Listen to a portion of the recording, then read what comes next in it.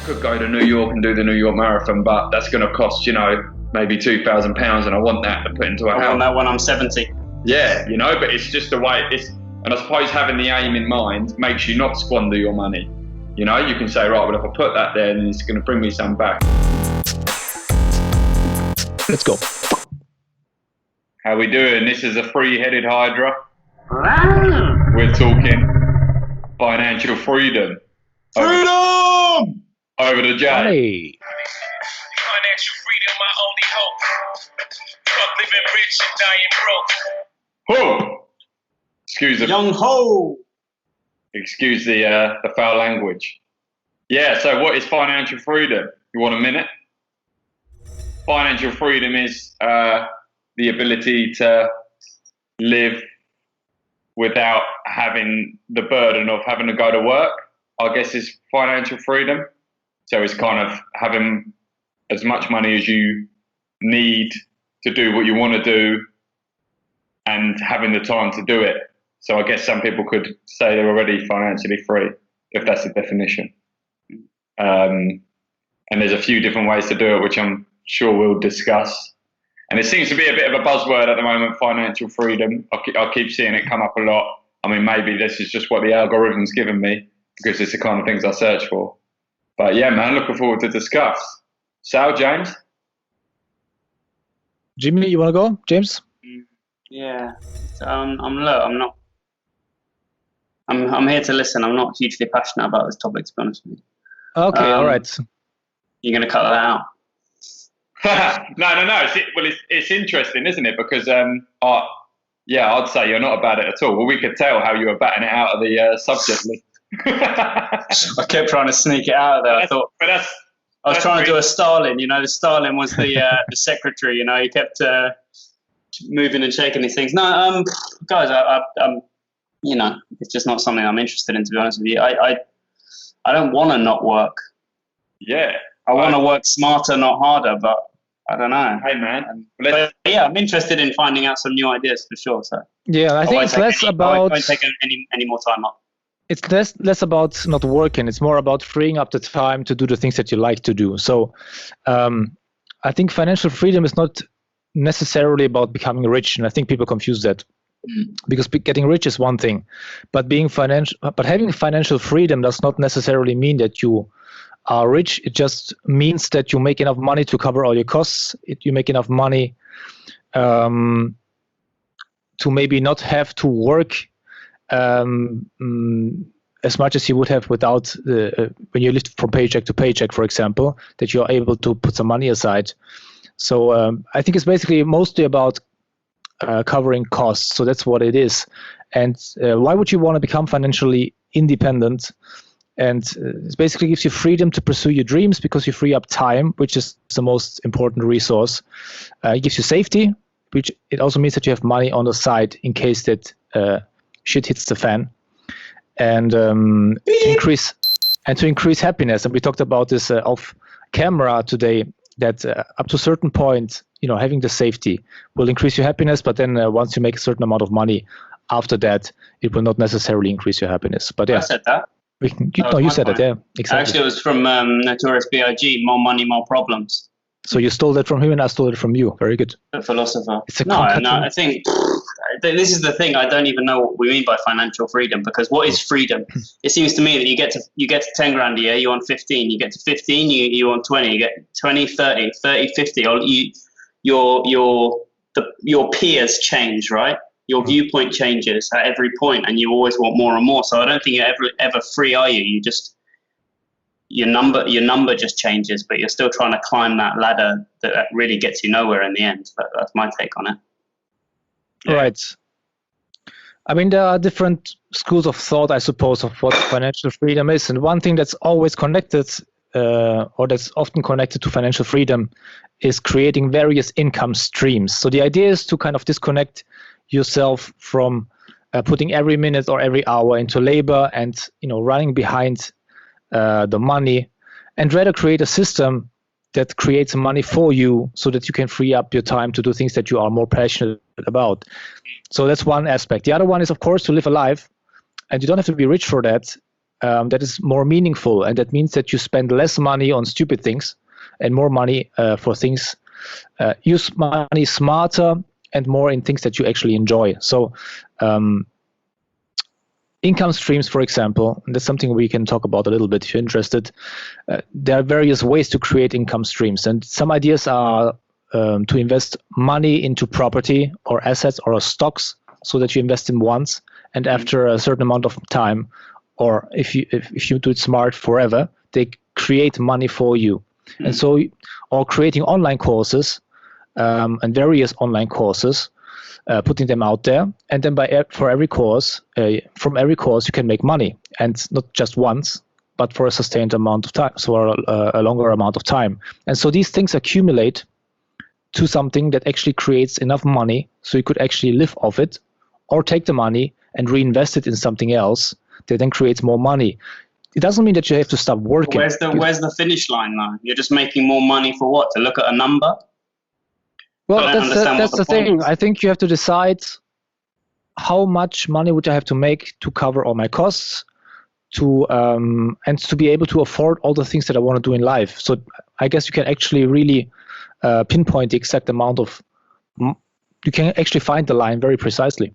But maybe Joshua wants to say something. Maybe a more kind of like a less greedy scenario would be if you were maybe an artist, and you weren't getting obviously to fund that. If you were going to sell your paintings or something like that, the money isn't always coming in well, so you would build up, enough to maybe so you have a nice amount coming in that can meet your needs, and so you can do your art at your content rather than having to do it in between your work hours and things like that. That might be a bit more of a I don't know what the word is, scenario for it though. Like a less.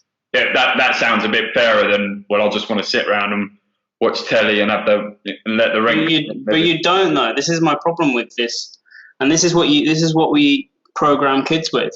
It's like, oh, you see that guy? He makes $100,000 a year. Oh, you want to be that guy? I don't know. Do you? When you get there, do you really want to be that guy? A lot of rich people are extremely miserable. Yeah. Yeah, it depends how I got there. I mean, most people that you see on the news, on the telly, most stars, they are not. I mean, I don't want to generalize, but very often we enjoy all their missteps because very often they are just, not the best role models. They are fun to watch and they're good at what they do, but very often they're not the best role models. So maybe you don't want to become that person and make this money the same way. And actually, there's other ways. Getting back to the example of the artist. So you make art and you sell something every now and then, but if you don't make enough money, you're not going to live. You're not going to survive. You have to pay rent. You have to buy food. And so you would have to fill up the time either by working and doing other stuff and having less time for your art, or by finding ways to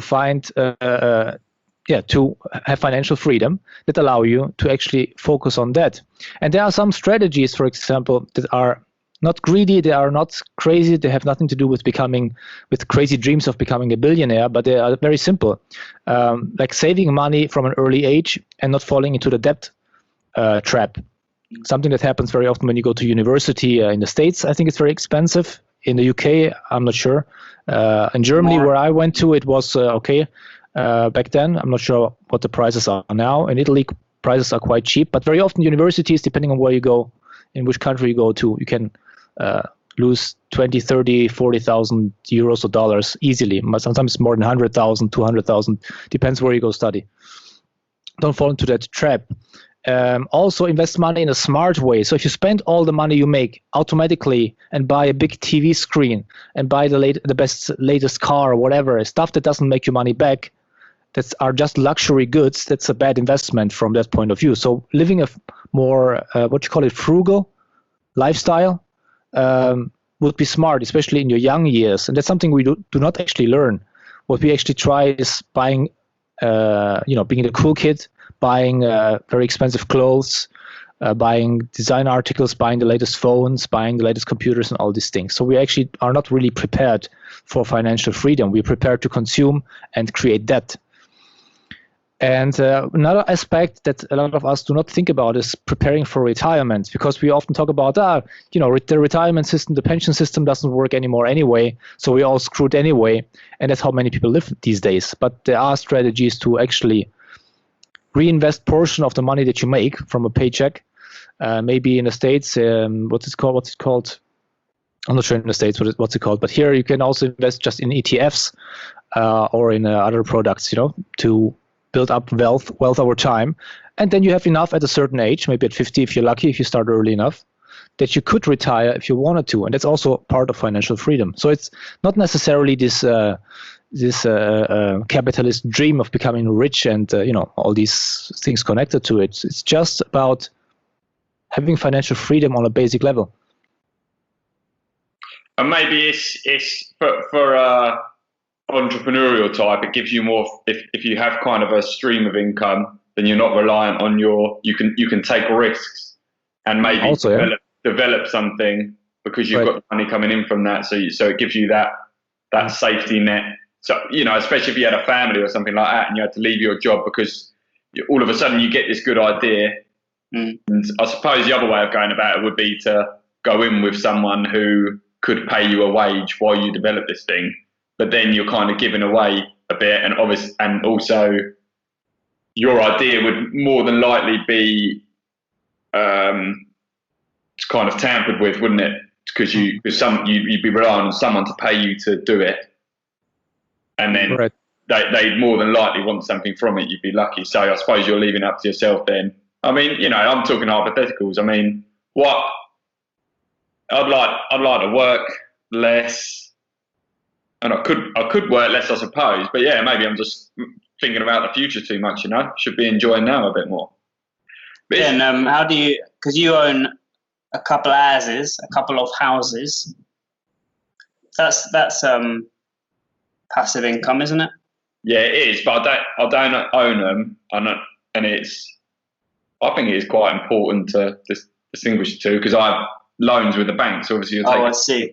You're taking on big, I own like 25% of one and 10% of the other. So the idea is two things with houses. They say that houses go up in value on average. They've doubled every 10 years.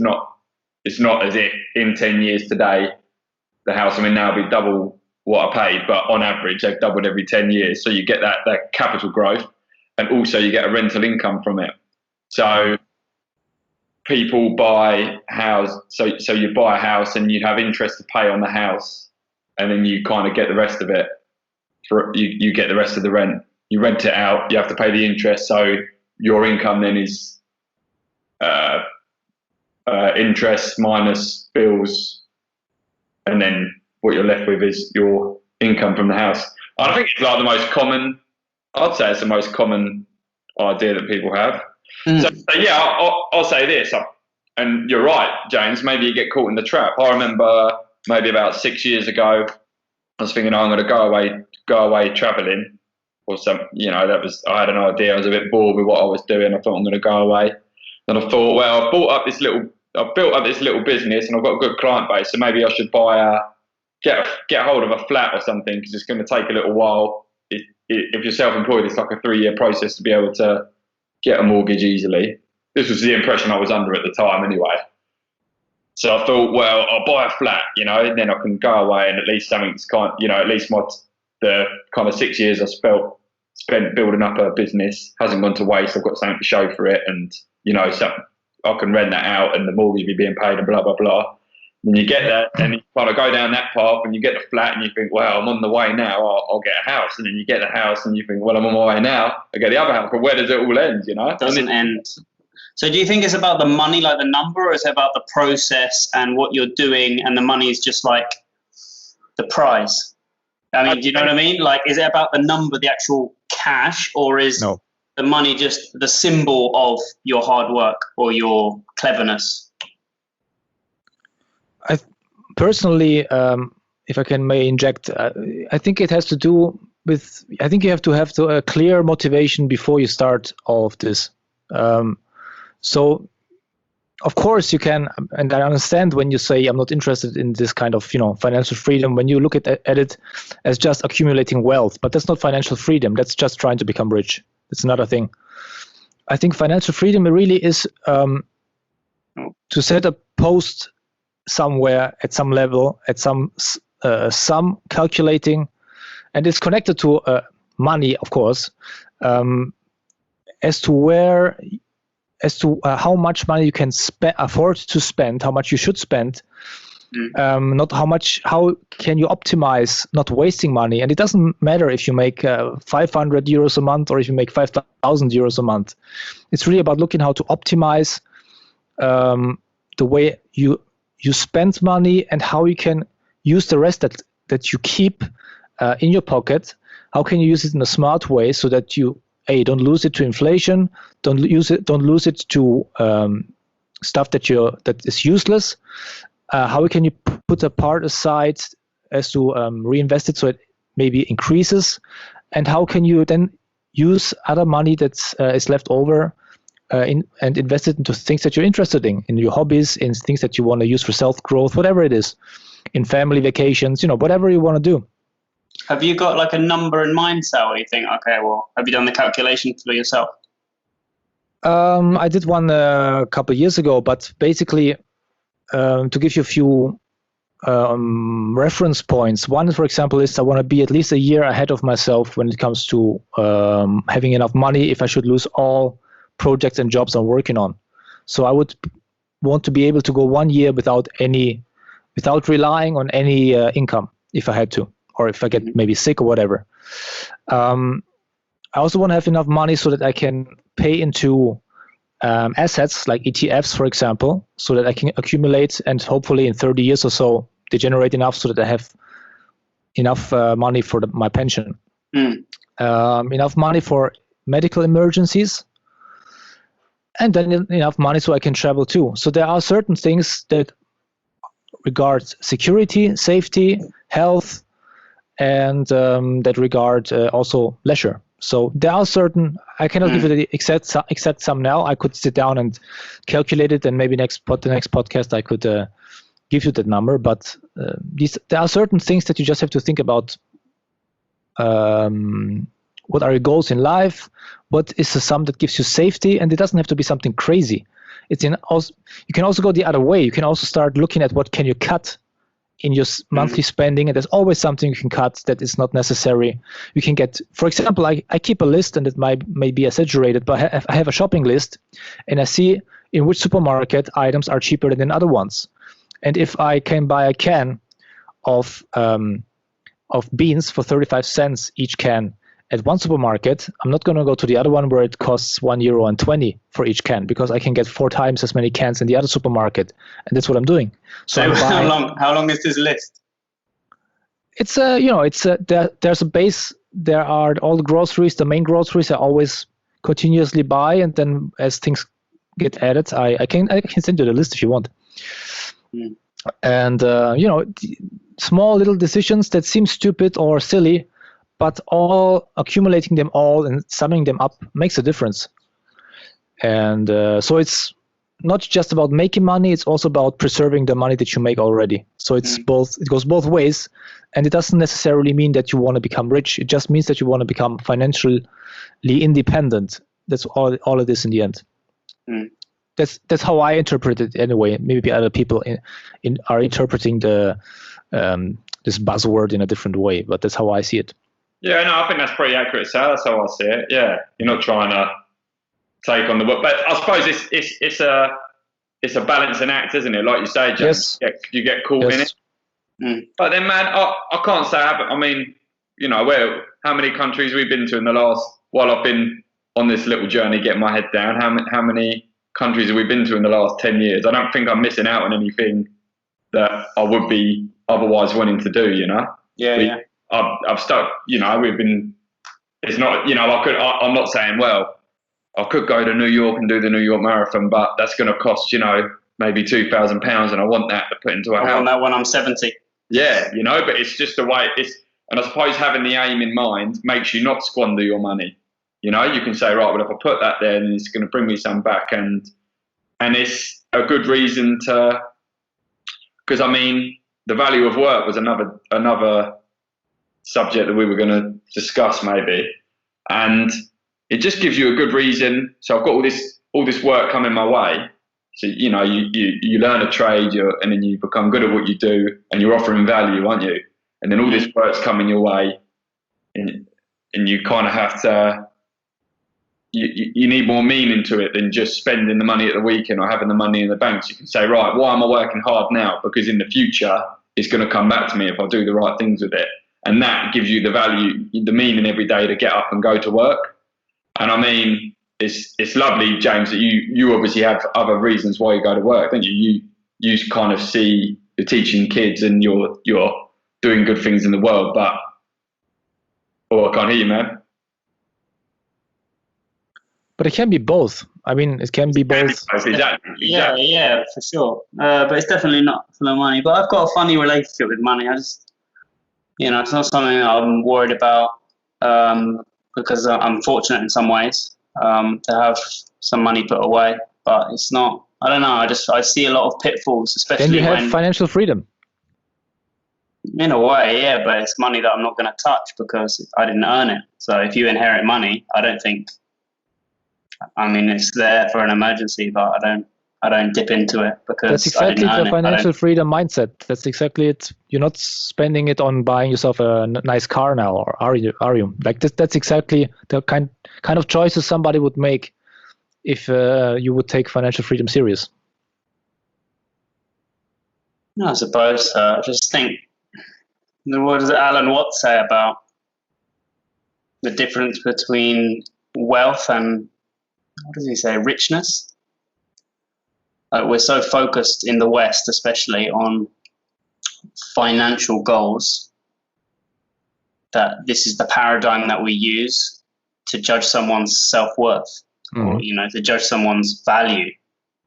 The difference between value and wealth, I don't know, I can't remember the paradigm that he uses. I just think it's very harmful line of judgment when you're talking to kids, teenagers, university age people, young adults, because that's what they chase. And in the end, it's like a cat chasing its own tail. It gets exhausted and it gets nowhere. So I understand exactly what you're saying, and I do agree with you, because what you're saying is, no, I want to, because we live in this system, that's fine. So you have to play the game, you have to pay your bills, and then you have to have some time and some energy left over.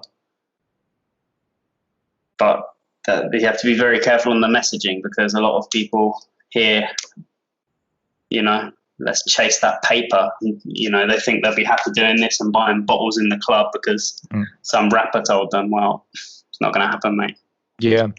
I'd say you just have to have a vision.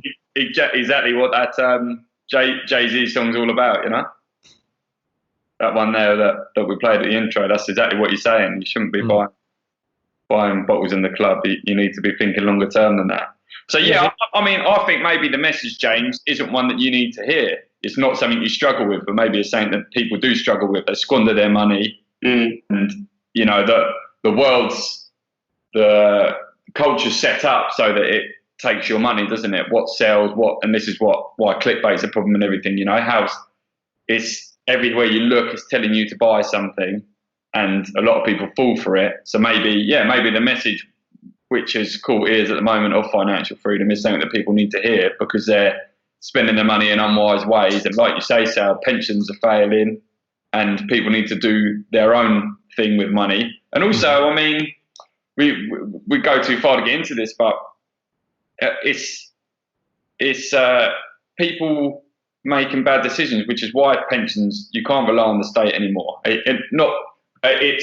think it's power going to the wrong people, which has made this, become a problem, and it's maybe one that people are trying to rectify. But I mean, tell me when we're near the end, because there's a brilliant story here that sums it all up. Are we near 20? I think we got another 10 minutes, but I don't see our. We got another 10 minutes. No way. I'm not sure. Let me see. We're 10 minutes over. Are we? What's my perception of time when we're talking about money? Okay, man. Let me check. Shall I just tell this story now? Yeah, go on. I know we are over. Actually, you're right. I was searching, James, while you were saying that's our perception of time, Sal, on this one. That says a lot.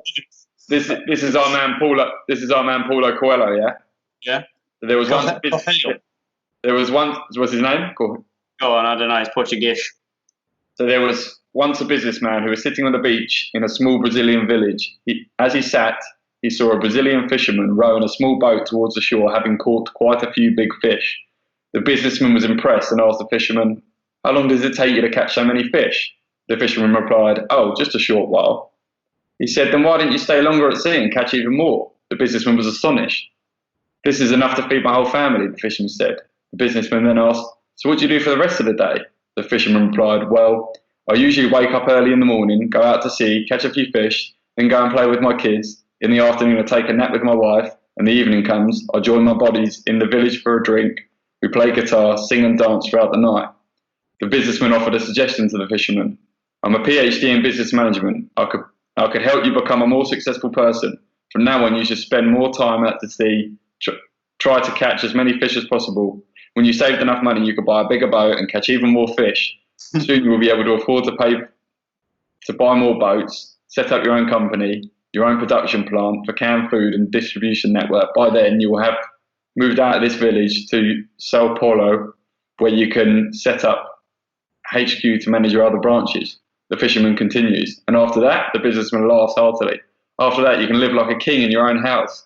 And when the time is right, you can go public and float your shares on the stock exchange. You'll be rich." The fisherman asks, "And after that?" The businessman says, "After that, you can finally retire. You can move to a house by the fishing village and wake up early in the morning, catch a few fish, then return home to play with wife and kids. Have a nice afternoon nap with your wife, and when evening comes, you can join your buddies for a drink, play the guitar, sing and dance through the night." The fisherman was puzzled. "Isn't that what I'm doing now?" Boom! What book is that from, then? I don't know what book it's from, man. I don't know. But it sounds very inspired by a similar story from the Bible, actually. It's like a pimped up version of a very similar metaphor that's in the Bible.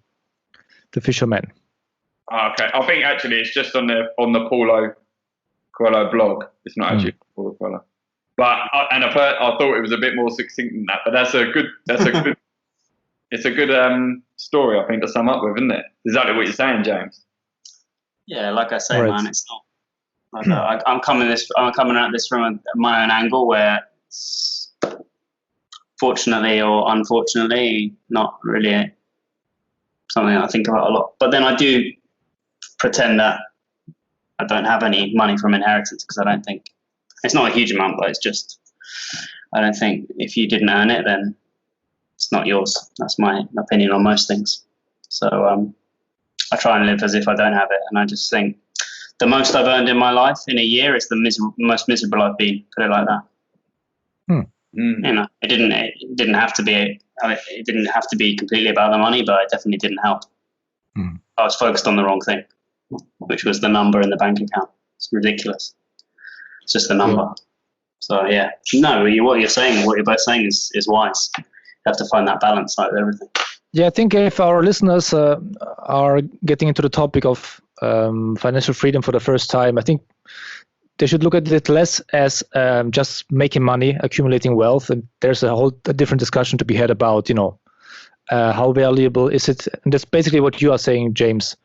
Is it all about the money? But that's, I think, a bit of a different topic, and more about just managing your assets and your time and your resources in a smarter way, so that you have more later, and that actually you can enjoy just more time, more quality time in life. And there's a good resource, actually, and I think we have to close after this, that our viewers or listeners can check out. It's called MrMoneyMustache.com, and it's a good, fun source to get started on the topic of financial freedom. So that's what I would advise. Not sure if you guys want to add anything to this. Yeah. Just find the balance. But you definitely you can't live with no money, and you can't live with just money. So right. Yeah, that was interesting. Thank you. All right. Well, then, ladies and gentlemen, thank you very much for listening or watching this episode of the Three-Headed Hydra podcast with Joshua, James. My name is Sal. See ya. Why are we making these podcasts? Because 3 heads are better than 1. We'll combine our experiences and research on engaging topics to learn a bit more each time, enjoy the chat, and improve our own communication skills in the process. Innovation comes from the ability to correlate information between different realms of knowledge, and we all have very different realms of knowledge between the 3 of us. Why the Hydra, you ask? In archetypal mythology, dragons guard piles of gold. Overcoming fears can bring great rewards. What you most need is often where you least want to look, and we won't shy away from the fire to challenge each other and reach that goal. What's in it for you, listener? Learn, laugh and love.